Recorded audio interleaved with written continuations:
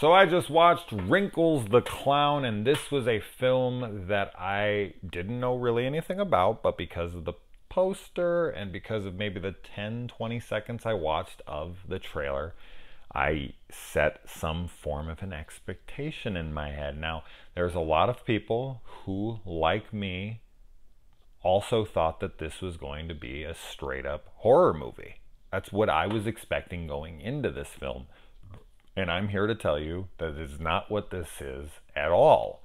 And I was very surprised by that. I was taken aback. I was like, wait, what? Wait, huh? This is an actual documentary?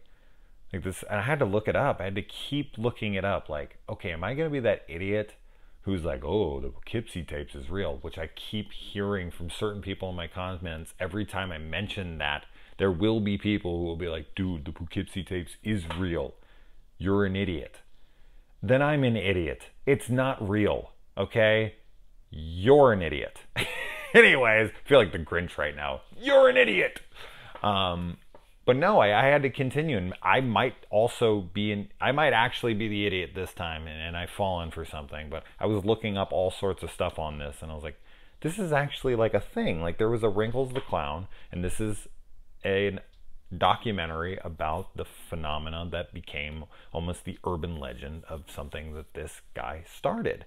And it kind of takes a turn in the middle a little bit, but overall, I mean, it's just straight up a documentary. So if you're thinking, oh, I want to watch this scary clown movie, like, you know, with something like Gags the Clown that just came out, that was a full-on horror movie, an actual horror movie, a scripted horror film, that's not what this is at all. And I found it to be an interesting case study into the mindset and kind of the cultural phenomena that becomes of an urban legend, like a Slender Man or a Momo or whatever have you. And this was kind of, it got national notoriety. They were talking about it on Jimmy Fallon and other places like that. And it's a Florida story, which a lot of weird, freaky ass shit happens in Florida. You can't go a day without going on your Facebook or something and seeing some ridiculous story. As soon as you hear a headline of, you know, some dude fucks an alligator in a Minnie Mouse costume, you're like, it's probably Florida. It's like, you don't even need to know. But as soon as you click on it, it's like Miami, man. And you're like, how did I know? How did I know? What's up with, what are they putting in the water in Florida, man? Why is there so many crazy loons out in Florida? But, you know, here you are watching from Florida being like, hey, fuck you, man. I'm normal.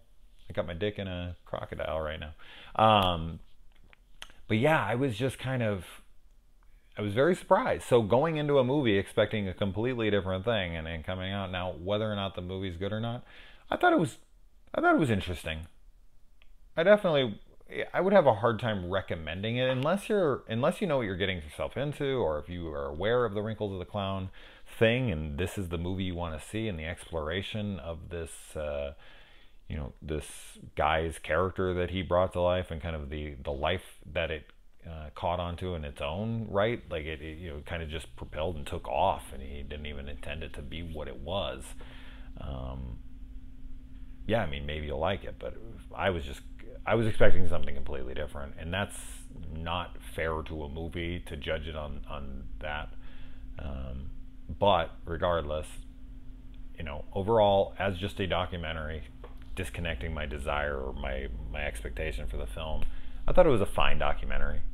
Not all super intriguing. Like, I was kind of dragged a lot in places for me. It felt very repetitive, so it was just kind of like, even as a documentary, even if this is real, I'm not that involved. But as I said, I was kind of intrigued by like, wow, okay, this actually happened, and it's weird how something can catch. And I've always been someone who's fascinated with how sayings and phrases and stuff like that catches on in society. How do we get certain phrases that come to be? How do we get urban legends? Where do these things come from? How do they spread the way that they do? It's fascinating to me. So this is, you know, a modern day, and with the internet now, I mean, it's much easier than ever, because you just people will spread it like wildfire, and it doesn't have to go mouth to mouth and travel across the frickin' sea in that way. It goes, just computer screen to computer screen, and then I can upload it in 2 seconds, and then boom, it's, somebody in India is watching it, or China or something, and it's wild how fast the internet can spread something. But yeah, man, just not the film I was expecting in the slightest. But as a documentary, it was fine. So let me know what you guys thought. If you do watch it, were you thinking it was just a straight up scripted horror movie? Because if you are, I already have talked to a few people who were looking forward to this, and when I told them that, they had no interest from that point. They were like, oh, that's okay, that's not what I thought, and I don't want to watch it now. So I don't know, maybe I turned you off to it, but that's what it is. Let me know. Adios.